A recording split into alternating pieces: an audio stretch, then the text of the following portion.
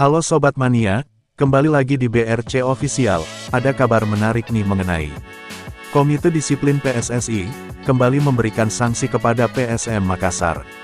Namun, sanksi kali ini terbilang cukup unik, bagi klub yang dikenal dengan julukan pasukan ramang tersebut.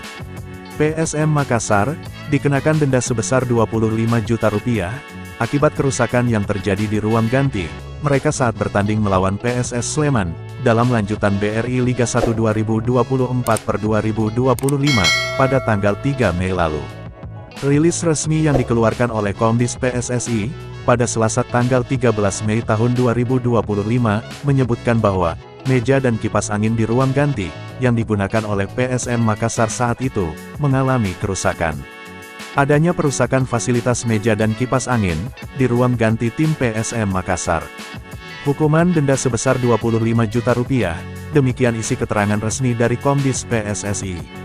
Keputusan ini menunjukkan bahwa, PSSI berkomitmen untuk menjaga integritas, dan fasilitas yang ada di setiap pertandingan. Diharapkan, sanksi ini dapat menjadi pelajaran bagi semua tim, untuk lebih menjaga fasilitas yang digunakan, selama pertandingan berlangsung. Hukuman yang dijatuhkan oleh Komisi Disiplin PSSI, kepada PSM Makassar, tidak hanya terbatas pada satu aspek. Komdis PSSI juga menjelaskan, sanksi yang diterima oleh bek utama Juku Eja, Yuran Fernandes. Dalam penjelasannya, Komdis PSSI menyatakan bahwa, Yuran Fernandes tidak hanya membuat pernyataan yang kontroversial di media sosial. Pemain berusia 30 tahun tersebut, juga terlibat dalam insiden memukul layar monitor VAR, di Stadion Maguwo Harjo. Membuat pernyataan secara tertulis, melalui media sosial, yang mendiskreditkan keputusan perangkat pertandingan, dan persepakbolaan Indonesia, serta memukul layar monitor VAR. Hukuman, larangan beraktivitas dalam kegiatan sepak bola di Indonesia, selama 12 bulan, denda 25 juta rupiah, jelas Komdis PSSI. PSM Makassar, kini berada di peringkat ke-8, pada klasemen akhir BRI Liga 1 2024/2025. Tim Juku Eja, telah mengumpulkan 47 poin, setelah menjalani 32 laga.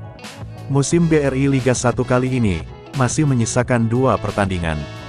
Kesempatan bagi PSM Makassar, untuk menyelesaikan musim di posisi kelima masih ada. Hal ini dikarenakan, saat ini Borneo FC Samarinda, yang menduduki posisi kelima, hanya memiliki selisih 5 poin, dari PSM Makassar.